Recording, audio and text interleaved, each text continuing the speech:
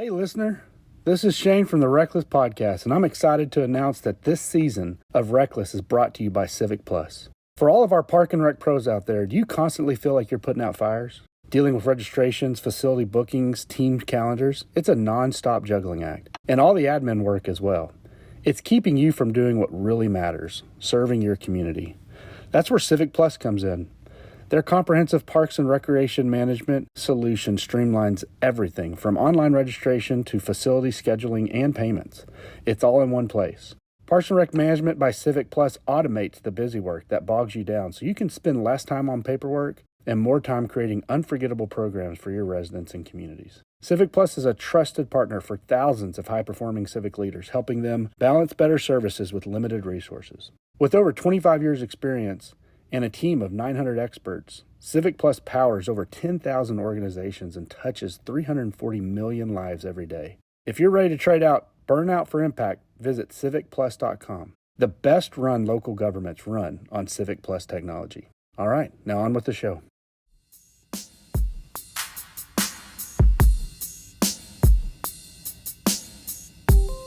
Welcome to Season 5 of RecLess, the podcast making you smarter and more knowledgeable about the field of parks and recreation. Your hosts are Shane Mize, Jay Tryon, and Tom Venniro, three career-long friends from across the country bringing you a surprise guest each episode. Listen in on a great conversation, maybe take some notes, and definitely enjoy a couple of laughs. This is RecLess. He was trying to make me look like I don't care. He doesn't. He's too cool for it. You're on the same page. Both of y'all can be wrong. That's fine. I mean, I'm normally right and y'all wrong anyways. Welcome to RecLess, the podcast where three friends from all over the freaking globe talk to you about the world of parks and recreation. My name is Shane Mize. I'm here with my good friends, Tom and Jay. Jay, what's up? How's it going, my man? Tom? Gee, not used to us being called out individually on how we're doing, so that's new. I'm shaking shit up. I've got a new philosophy in my life. That's it? That's all you have? That's it. Man, we're off to a great start. Speechless. I got nothing. You know, this is an Audible-based podcast, so, you're going to have to speak. Just saying. Well, since neither of you knuckleheads know what your Myers-Briggs is, I'm going to pivot to my first question. What would be really funny is if we both did and we just want to throw you off. Yeah, they didn't throw me off that bad. I already had one. Jay texted me while you guys were talking. He said, just say no. It's like dare. You just say no. Did y'all have dare? Dare's a national thing, right? Truth or dare?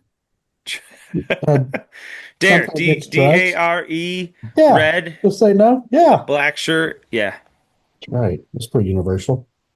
Okay, so here's the question, fellas. What is something your younger self would be surprised about when they heard about you in your current role? And I'll go first. You ever seen Disney's The Kid movie of Bruce Willis? Neither of y'all. Good movie. A lot of no's today. I know. I think it's something that my generation of kids would have watched. I don't think y'all's generation of kids would have watched it. But there's a kid, and he ultimately ends up meeting Bruce Willis, who is his future self, and he's terribly disappointed in him. He becomes a lawyer. He didn't think he'd be a lawyer. Bruce Willis doesn't have a dog. He thought all he'd have is a dog. And there's this scene where he realizes he's terribly disappointed in his future self, and he kind of buries his hands in his head and says, I'm a loser. I can't believe I grew up to be a loser. Funny scene. But it made me think there's got to be times in life where we got to a spot in our current job title, in our current position in life, that we were probably surprised about. When the first spot we thought we'd be going to, when the direction we thought our life was heading in post-college or whatever. And so if your younger self could pop to you today, be like, oh, you're the director of Parks and Rec or whatever, they would be either surprised by that, thought you'd gone a different direction, maybe have a question for you. I think it took me becoming a director to realize that I actually had more power or ability to do things the younger I was in my career. I don't know if y'all feel that same way.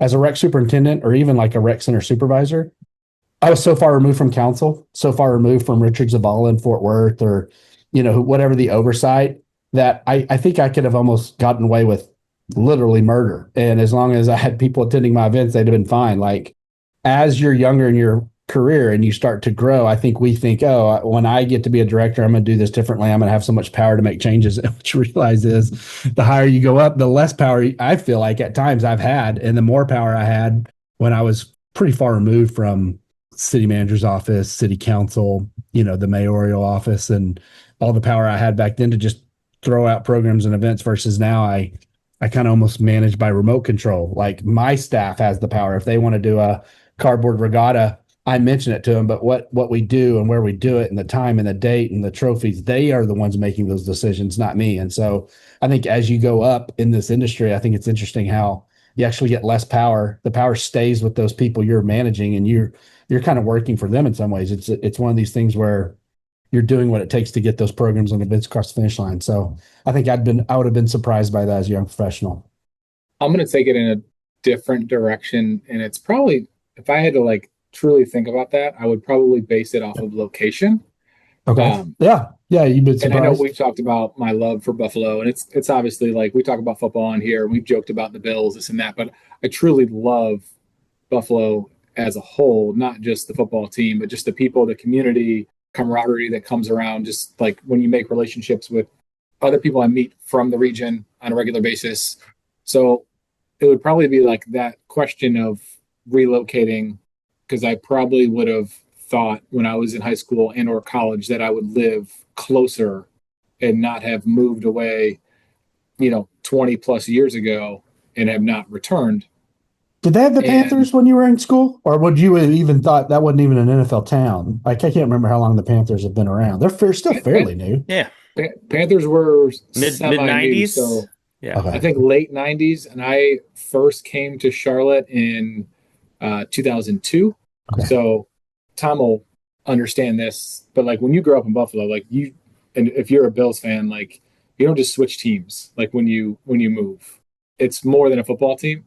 And I know that sounds like cliche or maybe like a weird thing to say, but like, you going to put that on a shirt and sell it?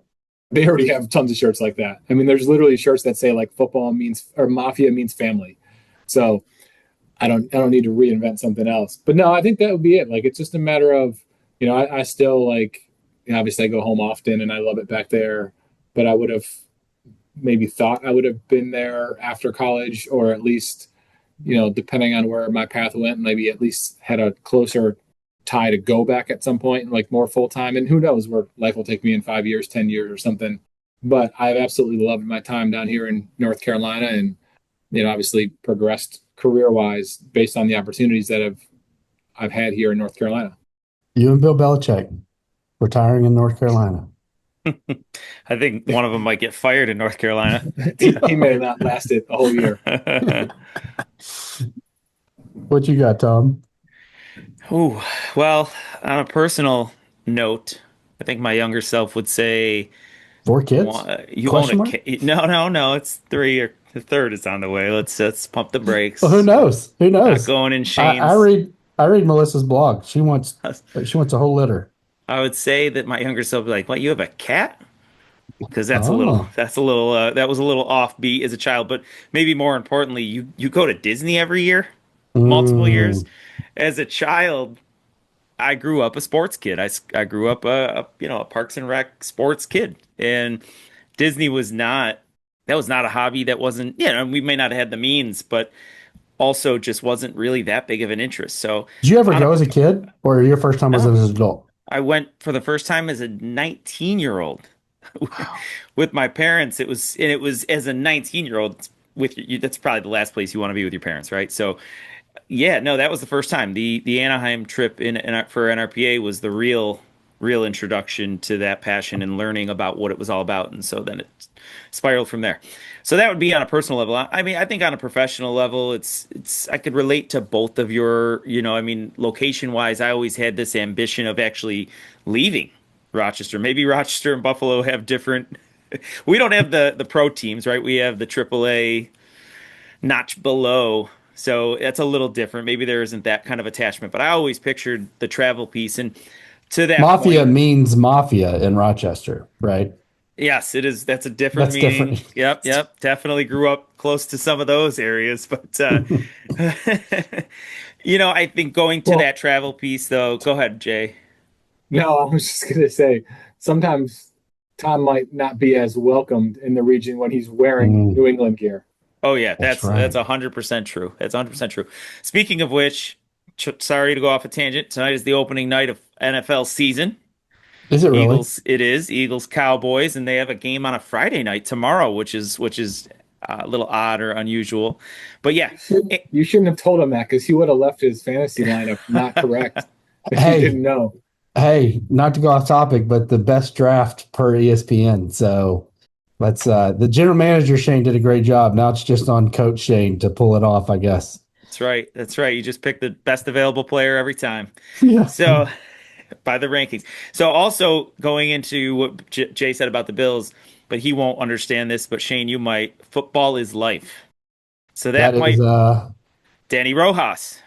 well, yeah, I just know it's from the show. I haven't watched Ted, either, yeah, but so yeah. that's a Ted Lasso football reference, but in Buffalo, I believe it.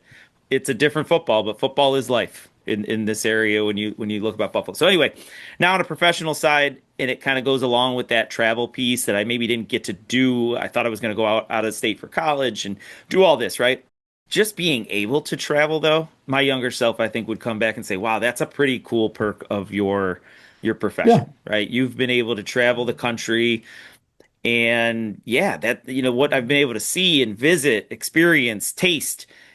I love that part of this. I don't think a lot of people associate parks and recreation, and we have a huge industry, a lot of individuals. So there is only a handful of those individuals, and I say a handful, but what, 8,000 each year of a very large number that get to go to a national conference. But you still have those state conferences traveling around your states, depending on if Sure. it does travel. So that piece, I would definitely go back and wouldn't even have thought or dreamed. And then I think the simple or very obvious one, I was a kid who played games all the time, created games, had a brother. We were constantly just playing or competing. And now when you look back at what we get to do as a profession, and I think obviously more in the early years, Shane, like you talked about, where you were in more of a recreation programming perspective. My younger self saying, "Wait a minute, you get to take your hobbies to work Yeah. and provide those for individuals, participate in those programs, and obviously now show my family." That would be a pretty cool thing for my younger self to, never really imagine that could be a job or a profession and a passion Yeah. that you turned into a career. No, I think we've been very fortunate to find ourselves in the spots we have overall. And I'm always grateful to have come across y'all and the career path I've had. I know I started off on the coaching side, but this has been one of the best things that ever happened to me is being in this industry for sure. So let's get to the Now, guest. one Meeting more. us. Yes, meeting us. I Yeah. was going to say, speaking Yeah. of that, the meeting us is probably the most important. Yeah. But what your younger self, really, when you're thinking about something like that, what the hell is a podcast? That's what my younger self would say. What are you doing? What is this thing? Yeah. Good, That good you call. just talk and Just into some device, this laptop computer, which we barely knew what those were when I was young. right. And then other people watch it. And I'm still shocked people listen to our podcast. So that still shocks me to this day. But let's talk about our guest because that's the only reason they really listen. They don't listen to us. Our guest has got their undergrad and their master's, undergrad in business admin, master's in rec management, has worked in some large areas of the country, both Miami-Dade and Phoenix, has run the gauntlet as we all have, I think, at times in our career of job titles and responsibilities, rec coordinator, rec manager, regional park superintendent. They're currently the director of Parks and Rec. They're a multiple-time conference speaker. Jay mentioned the Mafia. They're a YPN Mafia member. Isn't that what they call themselves? The Mafia, the gang. They're basically we turn and run the other way when we see them now. They're the YPN gang members here. I think I know who it is. Really? Already? I That's do. great. This person should not be afraid to talk to us at all because they're a certified free diver. They have swam with sharks, no cage. Last year at the NRPA conference in Georgia, they actually got into the aquarium, swam with sharks and manatees, which I didn't even know that was an option. They're living a life I didn't even know was possible. It's incredible. They've tandem skydived 18,000 feet, which is 17,999 feet more than I would want to be dropping from anything from. I've gone skydiving. You have? I have. I don't get it. Wouldn't have bet that one. I don't get And it was a surprise. My wife booked it and like didn't tell me we were doing it. I just showed up. Oh gosh. Yeah. I think I'd be fighting some people on that plane, that helicopter. Did you cry? Oh, no, but I definitely was surprised. I bet you are. Any guesses? It sounds like Tom might know who we have. Any guesses, Jay? Well, was this individual recently awarded Yep. something pretty prestigious in not only their state, but maybe something coming Nationally. up? Yeah. Okay. I mean, it's something that we would know a lot more about than Yes, Jay. yeah. I was He trying to probably be sensitive He doesn't follow along with to the Robert Crawford, because Jay, she's got a state award too. Okay. So she's just clean sweeped her state and the national award. I'm just going to bring them on. They're young professional. They were a young professional extern. They're the 2025 Arizona Young Professional of the Year and the incoming 2025 Robert Crawford Young Professional of the Year. Our guest, folks, Director of Parks and Rec for the city of Lake Havasu, Arizona, Gabby Vera. Hey guys, how are you? Hey, welcome. Hey. Thanks. I'm so excited to be here. Congratulations. Oh, thanks. Yeah, I'm still trying congrats. to soak it all in. That is a big deal. Yeah. Yeah. You could describe it to Jay once you receive Yeah. it too. Yeah. You maybe Sorry, write Jay. them 200 words or less. It's okay. It's not the first time, and it won't be the last time it's been brought up. Oh man. But I will say it's so fun listening to you guys behind the scenes, okay? Yeah. We're at each other's throats, right? We barely even like each other behind the scenes. Sounds kind Then of we like all Lord of the Flies. straighten up. Oh, Yes. Yeah. I almost hit that leave button in the corner of this screen a couple times. That's right. That's right. So, Gabby, welcome. Thanks for being on. Excited to have you. And Gabby actually had done the 3 questions, the 3 simple rules when we were doing our stuff. Hannah posted all of them and Gabby posted hers. And so I would love for her to go over hers. It's a great way to get to know her a little better and start talking, start asking some questions. For sure. So I will say, I want to preface this with, I had never heard of the 3 simple rules. It wasn't even something that I had really thought about. And a little sidetrack, I have a 3-hour drive to work. So it's perfect time to listen to the podcast. Wow. Yeah.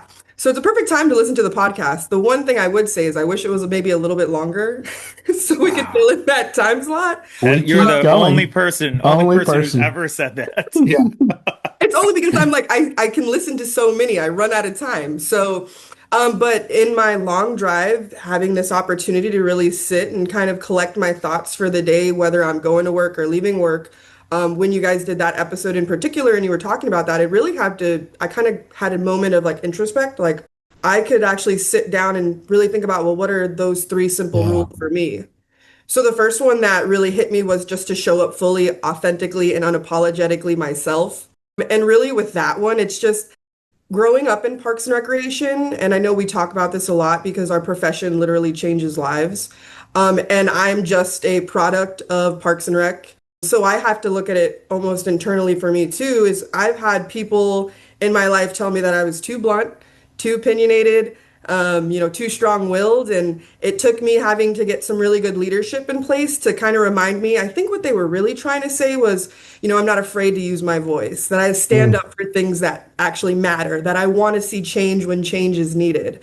So for me to do that, I have to show up myself. Some people either really like it or they really don't, but that's something that I can't really focus on. I need to show up as myself. I'm a product of my environment. I'm a product of Parks and Rec. I'm a voice for people who don't have a voice, right? So for me to do that, I need to be myself. So that was my first one. Love that. The second one was to build what you wish existed. So I think listening to some of the episodes, like I grew up in a single family household. So it was just my mom. My dad was incarcerated. So we grew up and it was just her and my sister. So for me, I'm like, my mom, she poured into everything that she could do. She worked at so many hours. And the only reason we were able to find solace was in Parks and Recreation. So that's why everything kind of ties back to it. So you'll see that. But for me, it's like, if I want more from my life, if I want to do something different, then I just need to go out and get it. I can't just sit back and say, oh, woe is me. I have a single mom. She works so much, but I took kind of the bulls by the horns and I took charge of my own life. So if I want something, then I need to go out and get it. So that's kind of where that build what you wish existed. And then the last one is kind of pour into others the way that you were poured into. So again, reverting back to Parks and Rec, I had so many mentors or managers or even camp counselors that literally when I moved across the country, my first summer camp counselor was the person I moved in with. Oh, wow. So if in that just we created these family bonds, these family ties, they were showing up to birthday parties, my sister's birthday parties, and they gave me so much, whether that was just professional development, as far as like, hey, this is how I think you should handle these situations, or just life advice. So I take that now and I'm like, well, I want to be able to do that for other people. Maybe it's the up and comers who are part-time in our department or other departments that I've worked, or maybe it's some of our more senior staff that feel kind of stuck with where they're at, or just people that I come across with. I was telling Shane before we jumped on here, my very best friend, my brother, I ended up dragging him, and we'll say dragged him, across the country from Miami, Florida to come work for my department, to give him an opportunity to really kind of grow professionally and also see that there's a whole other world besides Miami, Florida. And I think it's been the best experience. And I feel blessed that I could even offer that to him. So that's what I mean by pour into others what was poured into you. That's awesome. That's great. And you talked a little bit about that, your background with Parks and Rec, and you have the name today, the moniker Parks and Rec Kid. Yeah. So can you maybe talk about the beginnings? What were the early beginnings? Where did you start? Where did you get into this field? Or did it start when you were, just a kid? Yeah, so my mom was super, super strict growing up. So we were not allowed to take the bus. We could not walk home. It was Miami, Florida. So she's like, I don't think so. We're not doing that. And I was transitioning from elementary school into middle school. And she's like, yeah, we need to figure something out because you're not going to be home by yourself. You're out your mind. So our middle school actually had an IGA with Miami-Dade County Parks and Recreation. So they basically shared land. So as soon as you walked out onto the field where we had PE, all of a sudden there's the community center, Hammocks Community Park. Well, when we were enrolling for school, they're like, actually, there's an after-school program offered through Miami-Dade County Parks. And that was back in 2005. So that was kind of the start of it. And I remember kind of kicking. I'm like, Mom, I'm like 12 years old. Like, I can go home. Like, just give me the keys to the house. And she was like, absolutely not. Like, no way. Ever since then, and then it started with after school care, started with summer camps. As soon as I aged out and I was old enough to volunteer, I started volunteering in summer camps, after school care, and then we even had a teen program. So we got to do really cool projects. Like we planted mangroves in the Everglades. We got to do school cleanups in some of the inner city schools in Miami-Dade County. Like we did our reward trips going to some of the local water parks. And then as soon as I hit 17, I was offered my first job as a summer camp counselor. And literally from there, it's all history. Like at that point, growing up as a kid, I still remember being a volunteer and I was in the office and the manager at the time, his name is Bernie Rodriguez. He ended up being like a second dad for me. And I remember sitting in there and I would tell him like, Bernie, one day I'm going to have your job and you're going to work for me. It's such a funny turn of events, and we still talk now. And for him to tell me the other day, he's like, actually, I technically would work for you, So it's just kind of funny to see those full circle moments. And you don't realize how your words really do have power. They have meaning and life ended up coming full circle. So it's kind of funny.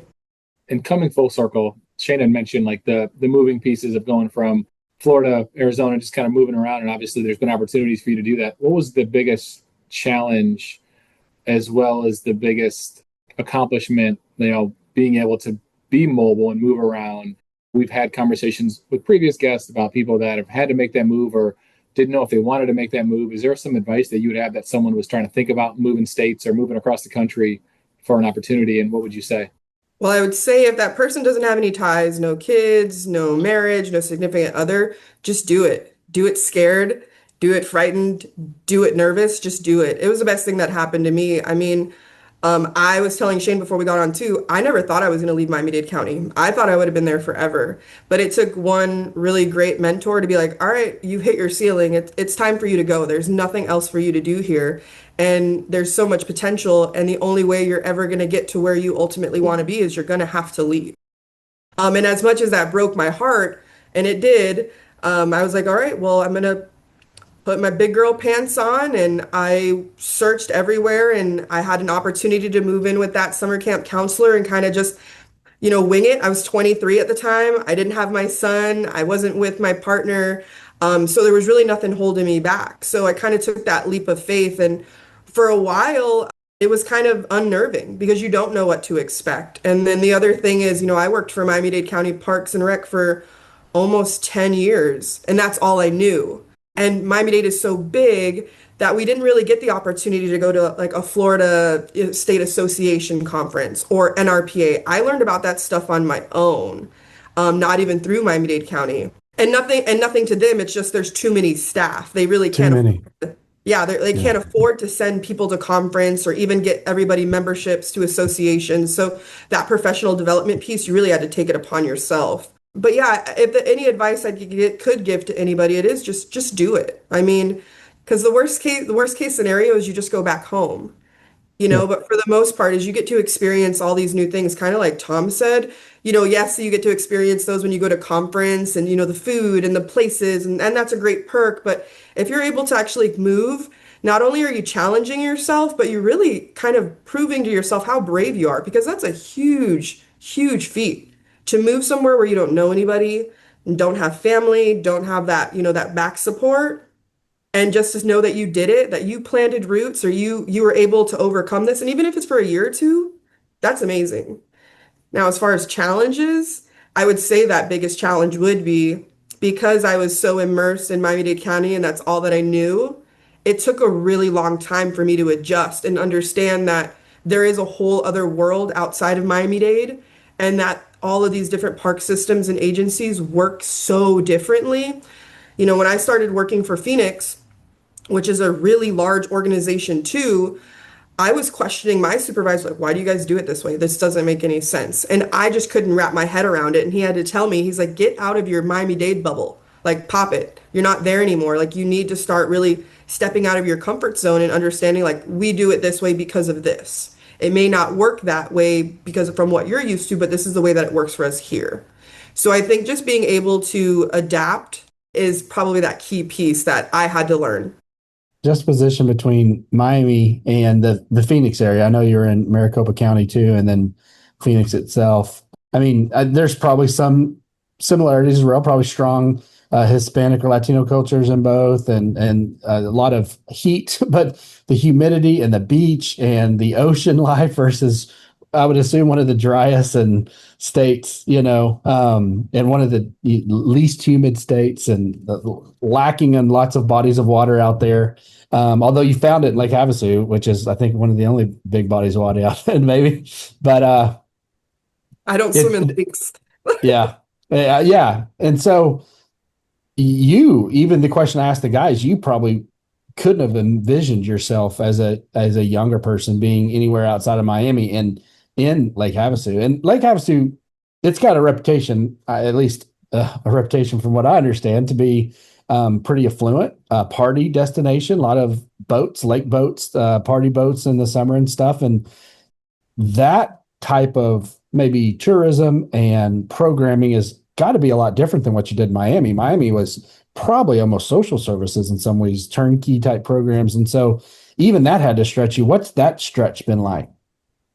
Yeah, I mean, coming in and I think really even besides the tourism aspect or really programming or building, Because it gets really big. that And I mean, you're probably millions, and then you're like 30,000 or something in the that non-season. that was the point I was literally going to make. It's even more so into the population size. So, 60,000 people, it's still a pretty large amount for other cities. For me, I'm coming in and I'm like, holy cow, I've only worked in places that's at least at a minimum of 1 million people plus. Yeah. So then here, and even though 60,000, that's still a good amount of people, it's very small town here. Everybody knows everybody.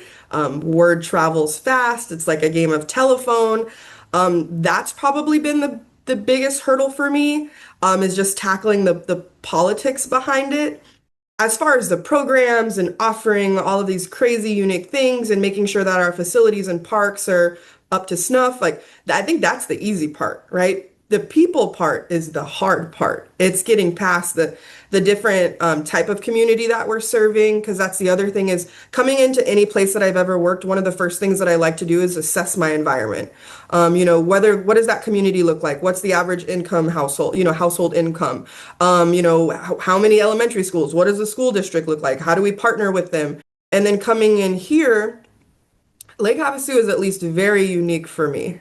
Very unique for me. It's basically been like drinking from a fire hose since last July when I started. I feel like every day is trial by fire. We're still learning, but it's been a beautiful challenge to say the least. I love that. Hey, we'll be right back. Hey everyone, this is Katie Mack from the NRPA Young Professional Network, and we're so excited to see you all in Orlando in just a few days for the NRPA conference. We've got some awesome opportunities to connect with us while you're there, so listen up. Kick things off with us at the YPN Network Retreat on Monday night at 5 p.m. in the Convention Center, room W207. This is your chance to meet some new people, share ideas, and help us plan for the year. Then join us for the first ever YPN X RecLess meetup at Topgolf Orlando on Tuesday from 4:30 to 6:30 p.m. Come hang out, swing some clubs, and network with fellow young professionals and awesome supporters of our network. A huge thank you to Ben Schaefer Recreation and Rec Technologies for making this meetup possible.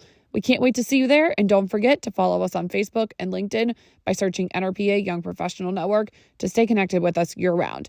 Now back to the episode. Well, and I know we're going to dive a little bit probably into NRPA and sessions that you're doing. I know you're doing a session, but let's back up to recently you went to your state conference and were provided an award, correct? Yes, sir. Obviously, when Shane was talking about the national award that I have not received, that the other two gentlemen have received, that's a great It's in the mail, buddy. accomplishment. It's in the mail. Yes, but at a local level too. I mean, your name is getting out there from a national perspective and then from a local perspective. And what's it like to receive the recognition right now from the state association in about 3 weeks? This will probably air after conference, but then you have your conference for the national association. I don't know if that is a overwhelming feeling or is all the work is paid off. And then, kind of taking it a step further, knowing that you are the driver of so many different initiatives that I've heard others talk about and being involved with YPN. What is your next step to help others kind of maybe sit in some of these steps that or shoes that you're filling right now? Okay, hopefully I answer all parts of that question. For the first part, as far as how it feels winning the state and the national award, so Chris Nunes was actually just at our state conference, and he kind of asked me the same thing, like, hey, how are you feeling about everything? And the word that I used was indifferent. And I say that because not to minimize any of these fantastic things, because they really are. They're super fantastic. I am more of a background person. I've never been one that's like, I want to go out and I want to get this. Like, it's never been about that. And to even give you guys a little bit of backstory, my aquatic supervisor is the one that nominated me for both of these awards. She came to me and said, hey, I've been here for 30 years. I've never had leadership like yours. I think you're deserving of this. I want to put in for these. And I'm like, girl, go away. We're fine. We don't need to do this. She got our HR director involved, our community engagement officer involved, our city manager, our assistant city manager. It really was a collective between all of them to get this award built and follow the criteria, and then sitting down with me and saying like, okay, well, what else have you done? So that's why I feel somewhat indifferent about it, because it's almost, again, I have to be introspective and, what have I done that's not as good as maybe others have done? Because I guess I still feel like there's so much more that I need to do or that can be done. Super thankful for it. I think having the platform now to utilize, saying like, hey, I am this Young Professional Award. These are all the amazing initiatives that we're working on. I think that's great to back those. But at least for me, like how I'm feeling, it's still indifference. I'm sure when I said my speech last week on Monday, getting the state association one, I kind of talked about my journey in parks and recreation, and that, I used I've been told I was too blunt, too opinionated, too strong-willed, and turning those around into positives. I hope that I can influence or impact or leave some sort of legacy for those who are coming up behind me who maybe have a similar backstory to mine. or even those who don't, who just have a love for recreation and leisure. I hope that my story inspires them.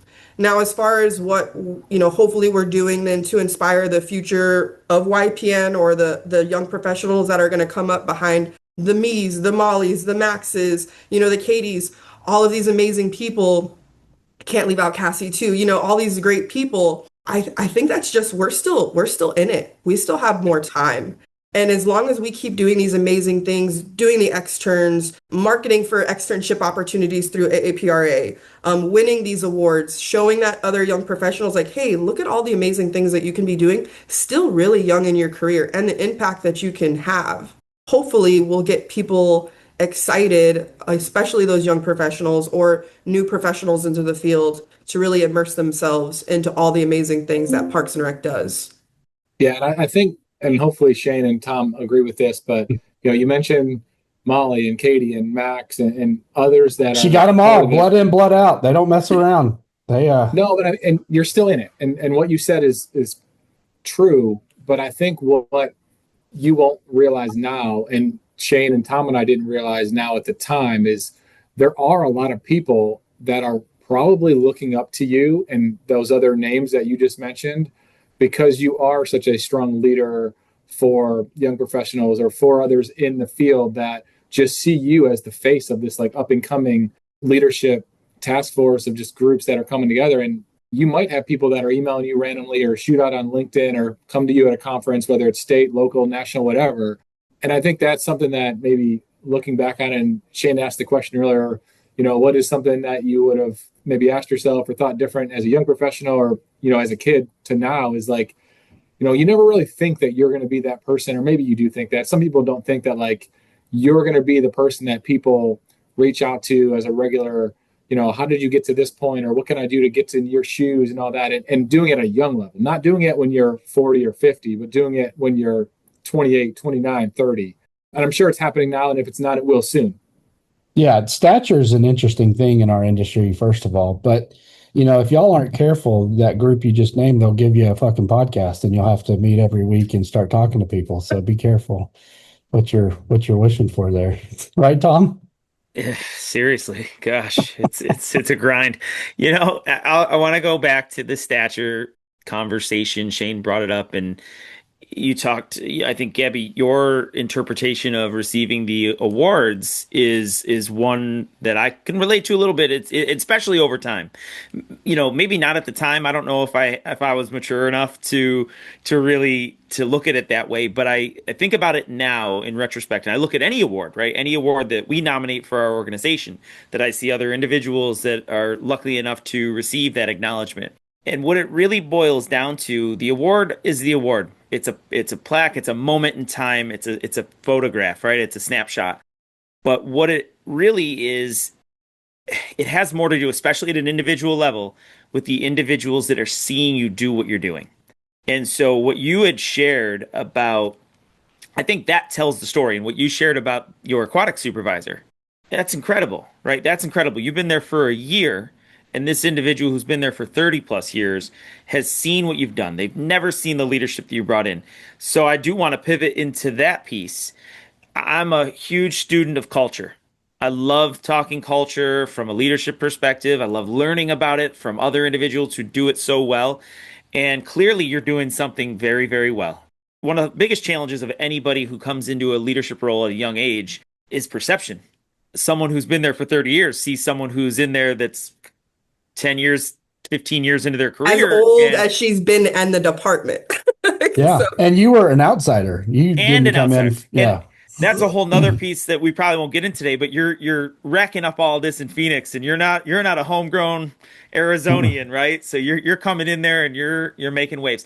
So can you maybe tell us a little bit about some of the leadership culture that you've brought with you from Miami-Dade that now you're instilling on a daily basis that would bring that out in someone to say, this leadership style is amazing. We love it. We're happy. We're content. And I know not everybody's going to be happy and content, but clearly there are individuals that are and are really appreciative of what you're doing. What's the secret sauce that you brought over? I don't think there's much to the secret or to the sauce. Okay. But I always lead powerful conversations with the fact that I'm trying to be transparent and candid. And I want to lead with that transparency and being candid. I think for my team that I've built, because there have been some transitions within the department in this past year since I've been here. Unfortunately, that meant people leaving on their own accord or having to be transitioned out of the department, which comes with most change. When I was hired, I was told that they wanted me to light the department on fire. Little did we know it was already on fire. So I had to put it out and reignite it. So really working through some of that change, and specifically, her name is Swan. My aquatic supervisor's name is Swan. Working through it at first, I think she was a little apprehensive with me. Because again, like you said, there's that outsider piece. She's been here 30 years. The last director that was here prior to me was here for 10. But coming in, I think it takes people a little bit of time to know me. Like I said, it's kind of like I'm not everybody's cup of tea. Either you really like me or you don't. I'm very blunt. I just say it how it is. My mission in life is to make sure that we offer this community the most fantastic experiences possible, whether I live here or not. And that was something that almost needed to be shoved down their throat. Because I think for some of my team, they saw that, well, I'm not willing to invest in this community by not uprooting my life and moving here. So that transparency piece came into it. Well, I have a child, he's 4. It's a childcare desert out here.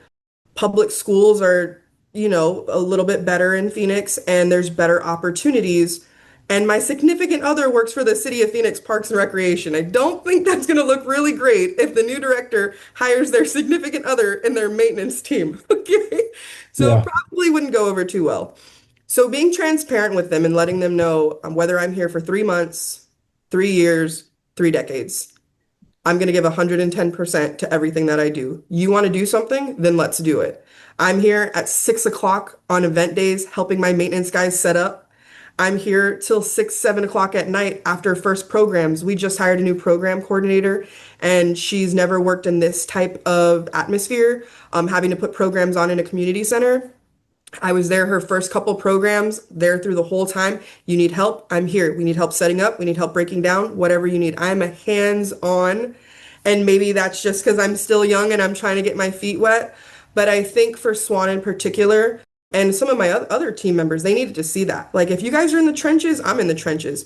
I'm not driving 3 hours for shits and gigs, okay? I genuinely care, and I'm willing to invest my time, my effort, my money, and my gas and the maintenance of my vehicle to get here and make sure that we're doing something amazing for our community. So again, building those relationships, having those honest, transparent conversations, they needed to happen. She was a little upset at me with some of the changes that happened in personnel, but I think after time, now that we've got the right people in the right places and she's seen how the department has literally done a 180, it's been an easier pill to swallow. And now I think people are coming to the terms with, oh, yeah, something needed to give, something needed to change. Everybody's excited about being at work now. Everybody's excited for all these programs and events that we're doing. And that's what I want. I want people to enjoy coming to work because you're with us more than you are with your families. So you should be enjoying the time that you're here.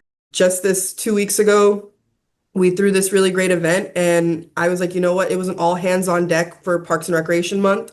It was our last big splash bash event. Well, after that ended, we just threw a simple barbecue for all of our team, our cashiers in our aquatic center, our lifeguards, our rec aides, all of our full-time staff, our maintenance and parks guys. We all, I had my recreation superintendent grill up hot dogs and burgers. We all ate, collaborated, talked, good camaraderie, and we all got to leave work early, which my maintenance guys always love that, So, but just showing them that appreciation and doing more of those thoughtful things and letting them know that, we are trying to build a culture of fun, but still be professional. That's really the direction in which I'm going right now.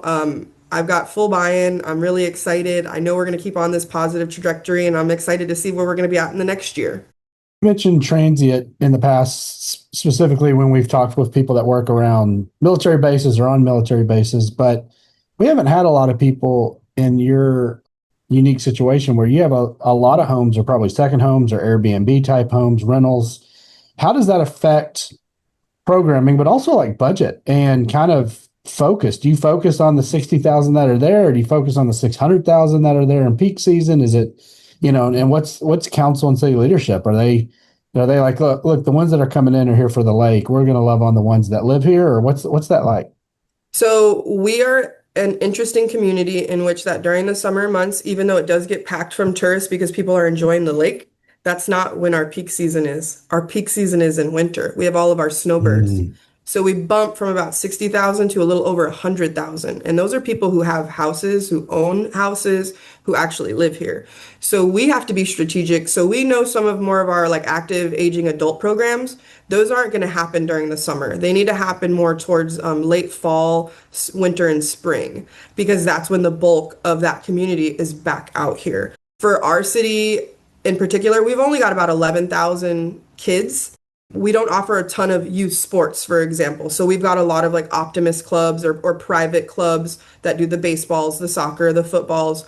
But one of the things that we're trying to differentiate from them is using their off time. So we're going to bring NFL flag spring. We've got junior sons basketball, which we're actually going to do in the summer. So we can kind of combat some of those lulls in services and still offer opportunities for the kids, because there is not a lot of stuff to do except for the things that we're offering. So it's more of that strategic approach. Like, okay, Does that so make y'all more event heavy? Are you more making sure the parks are on point and the events are heavy and less on the programming and the youth aspect? So we've shifted focus.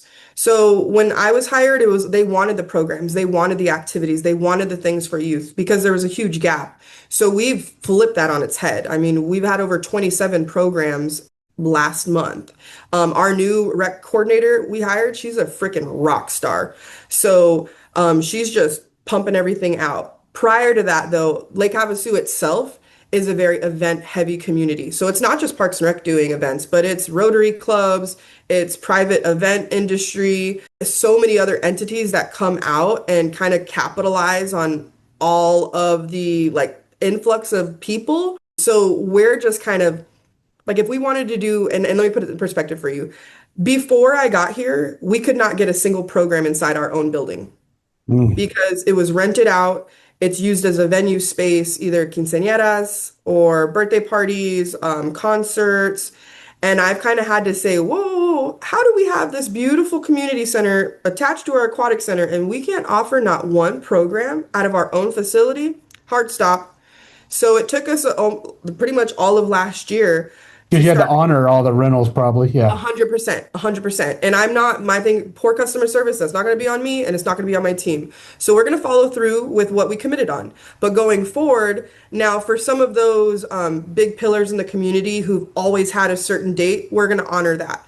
But for some of these one-offs, like the weddings or the quinceañeras that are planned maybe 6 months out, like, I'm sorry that room's already booked. So that's why we're able to do junior sons inside of our basketball gym next year. That's why we're able to do all of these new programs inside of our own facility space, which has been a huge bonus for us. And we just started a mobile recreation program too. Oh, that's great. This is probably a tough question to ask because you're young into your time there, but you're pouring into this team, you're pouring into this community. But you just won a national award. Your stature, as we talked about, is raising, and you have an hour and a half commute. 3 hours. 3. Is it 3 one way or an hour and a half? What? 3 one way. That's wild. I thought when you were saying 3 hours, that was an hour and a half one way, an hour and a half one way. It's 3 one way. So it's 6 hours a day in the car. Sorry to interrupt, Shane, but I'm just trying to wrap my head around it. And on a non-event Everybody freaks day, out. Everybody freaks out. Well, on a Y'all have the non-event same day, question right? I have. It's just not sustainable. Like you're going to have to do something, right? Eventually. So, and I will say this is something that even my leadership has talked about. They're like, what can we do to make you stay? Right? Yeah. So, like, please don't go anywhere. So my assistant city manager, who I report directly to, and my city manager are Earmuffs to those people. No, they're great. I'll talk all the crap. They already know. I love them and they're so fantastic. I mean, I get my Fridays off.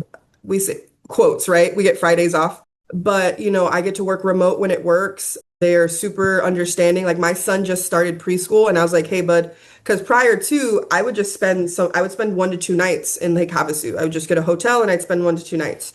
Now I'm like, okay, my son started school. I'm not missing that for anything. Even if I'm home by the time he's just getting to bed, that's worth it for me.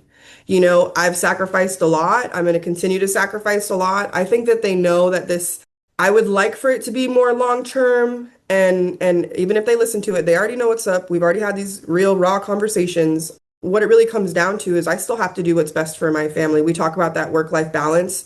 I'm Sure. still trying to figure that out and navigate it, not even just as a young professional, but for somebody who's put myself in a situation that a lot of people are like, girl, you're absolutely out your mind, right?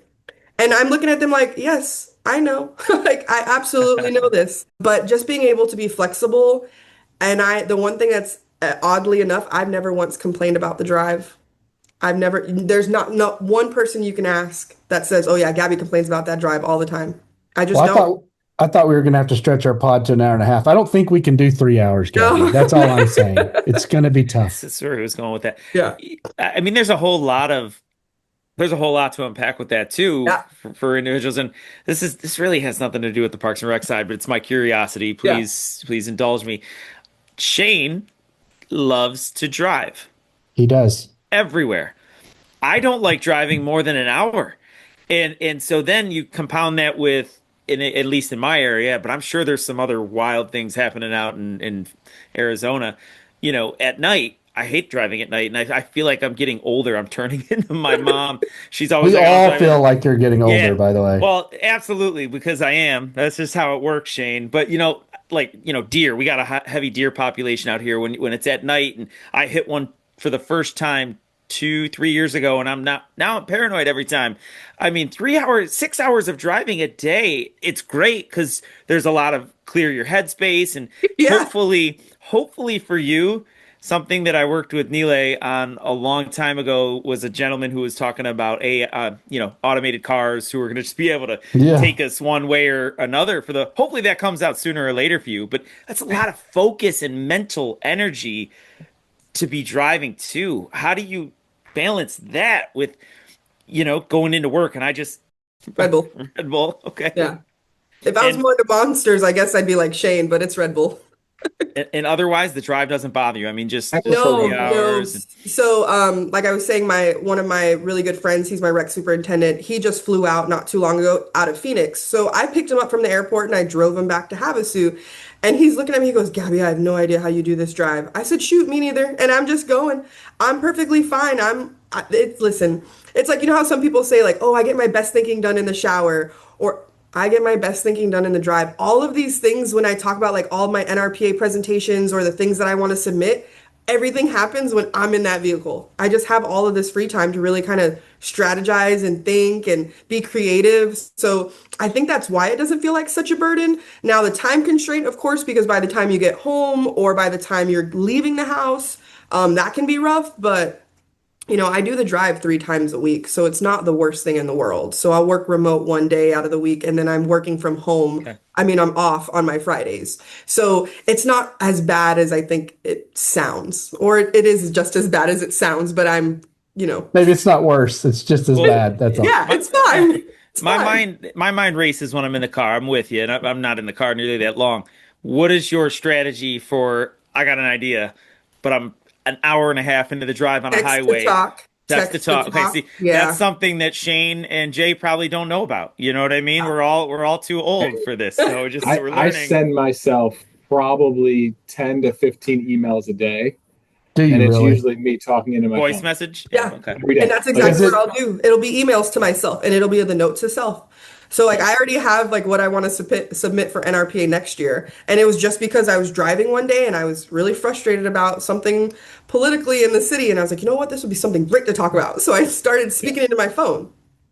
Jay, when you do that, do you give yourself compliments? Like, you know what? You looked really damn Affirmations. good today. Yeah, like Snoop Dogg does don't- those affirmations. Don't let them get you down, Jay. Talk to you later. Do you do any of that?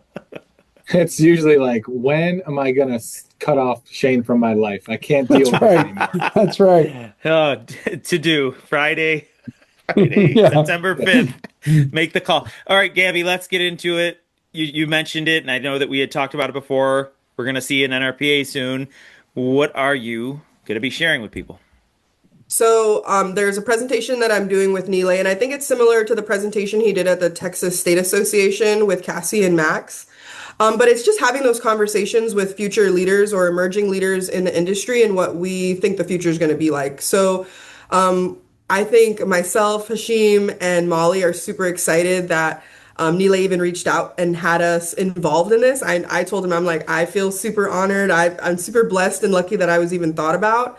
And I think what people should expect is to get more of an in-depth on who we are as individuals and why we are the way that we are and how we ended up in this field. I've only recently been more outspoken about my history or my past and why I'm in Parks and Recreation. And I know and I hope I'm not, so let's hope I'm not going to be a sissy lala NRPA, but I'll probably cry when we're talking about it. But I'm really excited to be more vulnerable and have that piece out there because so hopefully it'll inspire some people who maybe, it just wasn't easy, right? And we don't want to dwell on, woe is me, right? Because honestly, everybody's got a story. But I think just being able to speak about it and show that, there's light at the end of the tunnel or hard work, perseverance, grit, and you can do whatever you want to do. So that's the first one with Nile. And then the second one, which is more lighthearted, I'm actually doing it with my two superintendents. It's Dumpster Fire or Diamond in the Rough, Transforming Organizational Culture. I like that.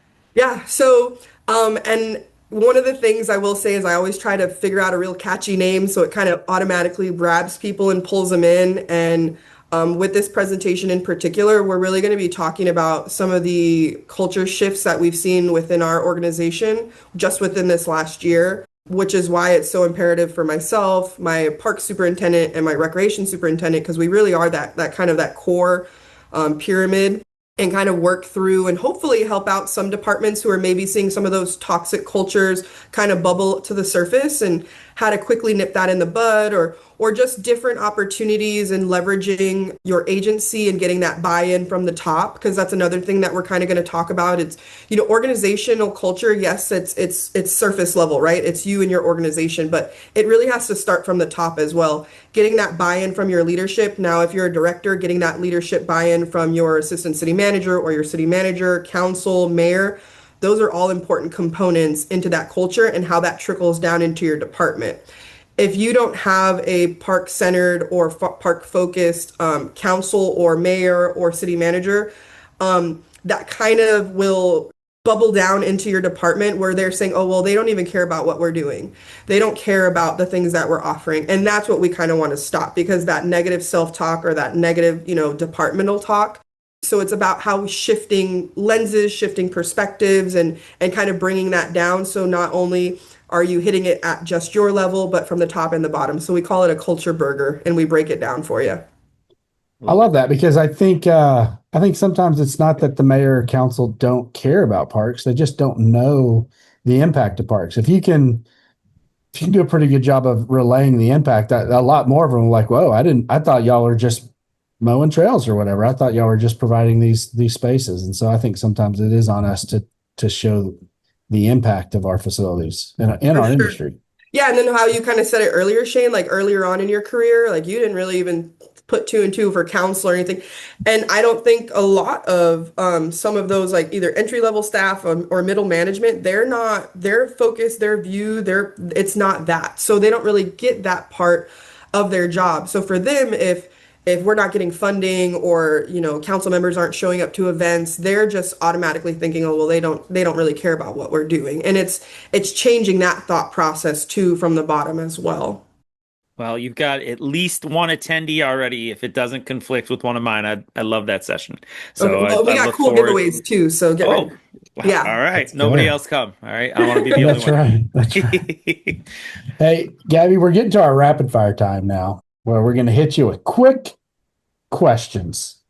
And my first one is, what do you not like about your current life that you want to jump out of buildings or planes and swim with sharks and stuff? Why the thrill seeking? I kind of, it's the 4-year-old, isn't it? It's the 4-year-old. No, so all that happened prior to the 4-year-old. Oh, okay. Now, if you ask me if I'll jump out of a plane now having a 4-year-old, I'd say absolutely not. Gotcha. I will not jump out of a plane now that I have a 4-year-old. What about swim with sharks? I would still do that, yes, and I'd probably want to take him with me. Okay. But wait. I think for me, so one of the big things in it, and it kind of ties back into the first time I ever presented at NRPA. So the first time I presented at NRPA was in 2023, and I did that out of fear.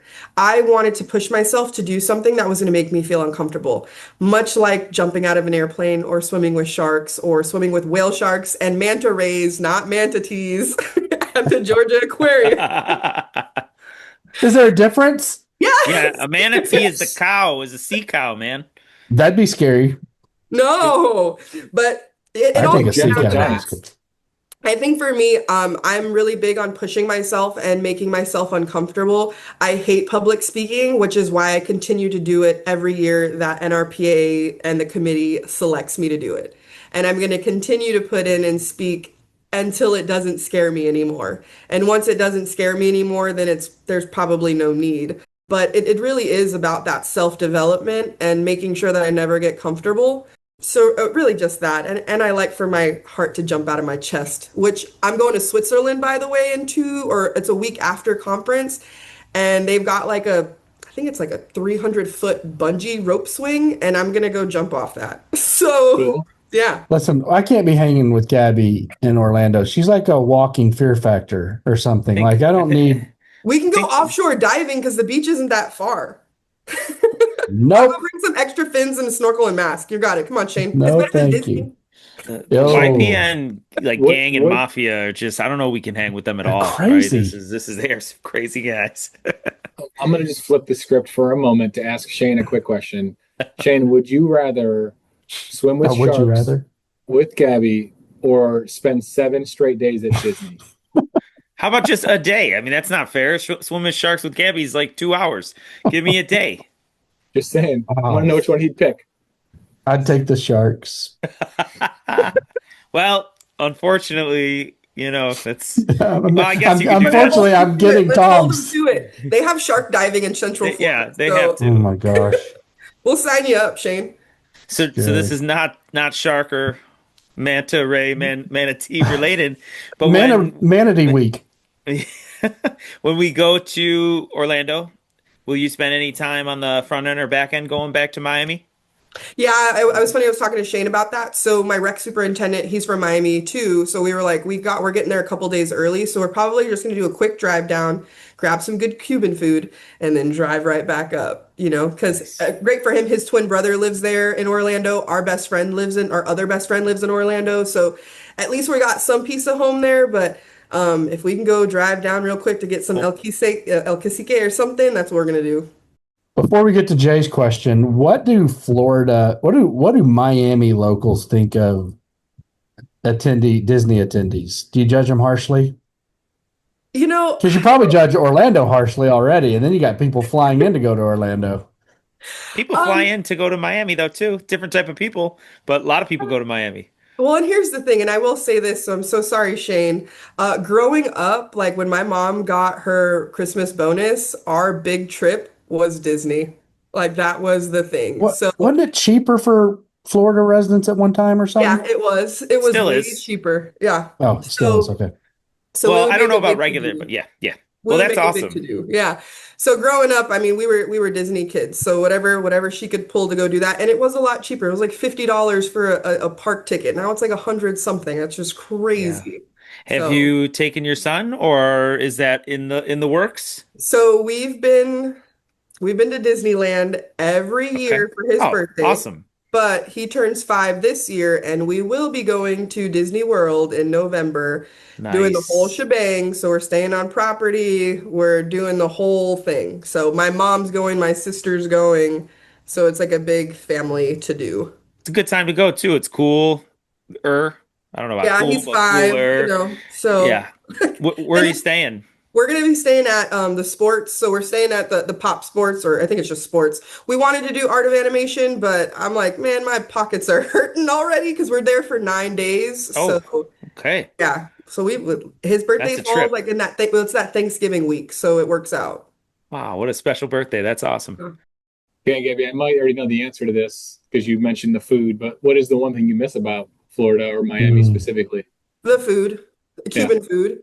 I'm half Cuban, so my dad is full blood Cuban, like second generation, and my mom is Panamanian and Irish, so she's an interesting mix. Hmm. Um, funny enough, my mom makes the best Cuban food. But just growing up and being able to go to the like, and I'm sure I don't know if you guys have heard of like Publix, the supermarket, but it's like the one of the main supermarkets in Florida and I think a little bit of Georgia. But Publix supermarkets in Miami specifically, they have little like ventanas, which are like the window, so you can get your café con leche, your cotaditos, like your Cuban bread, pan tostada, like everything. So just being able to like go to the dang supermarket and go grab a coffee and some Cuban bread, like I miss that completely. Like pastelitos, just real homegrown Cuban food. Yeah, that's probably my biggest miss. So as much as we talk about food, as much as I try different types of foods, Cuban food certainly is not one that I think I've had a lot of experience in. Embarrassingly, right? Everybody knows about a Cuban, right? The sandwich that Yeah. I'm gonna guess that is probably not a great representation. You just mentioned some foods that can you just pick out one or two of your favorites and maybe explain what they are? Okay, so picadillo, which is probably my favorite, and it's like a Cuban poor man dish, right? So basically all it is it's like just ground beef, tomato sauce. Some people put raisins, but if they put raisins, you don't trust them. You don't eat it. Gotcha. Don't eat it. No, no, no. Then there's like green olives, onions, peppers, and then sometimes there's potatoes, depending on who makes it. That's okay. Remember, but you stay away from raisins. Stay away from raisins. Raisins. I'm in. But potatoes are okay. But if there's raisins, run away. And they're all mixed together? It's Yeah, all mixed? all mixed together. It's like a stew. It's like a stew. Okay, And gotcha. then probably my other thing is probably like ropa vieja, which it means like old clothes. And it's just shredded beef and like tomato. I don't want old clothes. I don't want to eat old clothes. And then like I love maduros, so which is just like the sweet plantains. And then like when you heard me say pastelitos, which is just basically think of like New almost clothes. like a croissant almost, like that dough. And then they've got like either guava or cheese or guava and cheese. And then they also have the like the pastelitos de carne, which is with picadillo inside the pastelito, which is super good. Super, super good. But yeah, Is that more like a pastry? yeah, it's like so, but it's like a savory pastry. Okay. So because they'll still put like the glaze on top, but it's Okay. got the actual picadillo in it, which is so good. So Shane, that reminds me of the kolaches. I don't know why. It is. That's right. German, stuff Texas there, too. German. That's awesome. Well, I think Arizona's getting their feelings hurt here. I'm going to give you a chance to get out on a question of what Arizona does better than Miami. Ooh. Food, culture, something. Oh, I saw you're the lucky they face. can't see that face. like, don't put me out there like that. I'm just gonna, I'll be honest, it's just food. I think it's food, culture, people. I think it's everything. I would not have left Miami if I didn't have to. I would not have left Florida if I didn't feel like I needed to or I didn't get that push. I hope one day I end up back, whether that's in Miami or just somewhere in Florida, at least South Florida. I don't know if I'd want to go any higher than like Orlando, but definitely would love to go back home. I just need to convince my partner to move. And he's not even from here. He's freaking Serbian. I'm like, you should be able to move wherever you want. Like you're Eastern That's right. European, dude. So, but yeah, I'd probably go back home. Arizona's great. I met my partner here. We had our son here, but I'd like to go home. I love that. Yeah. Awesome. Bring my talents Gabby, to South Beach. look at that. The LeBron. Gabby, thanks so much for the time. This has been great. Yeah. Awesome. Well, thank you Yes, guys so thank you. much. Thank you for having me on. And I will see you guys it's like 2 weeks now. So, It is. Yeah. Looking ready forward to to see seeing you. travels, everybody. We'll see you soon. Thanks, Bye, Gabby. guys. See you then. Bye. Yeah, thank you. She's fantastic. Yeah. I think we're gonna have every member of that mafia join us, man. This is awesome. I know. It's cool. Yeah, I just she, saw the LinkedIn post I knew about the Robert Crawford and then I saw the LinkedIn post about Arizona. I mean, she's everywhere right now. Yeah, that's really She cool. saw that she got to give a speech. I've luckily never had to give a speech. neither. at any- Me neither. The awards I've won. Me neither. It's daunting to think of that, but yeah, they do it different everywhere. One of our last episodes before conference. You got any last thoughts before we get there? Excited about the social? What are we excited about? I think it's going to be bigger than Than even we thought. expected. Yeah. You know, yeah. Thanks for listening. See you next time on RecLess. See you, See you everyone. guys. Fuck off.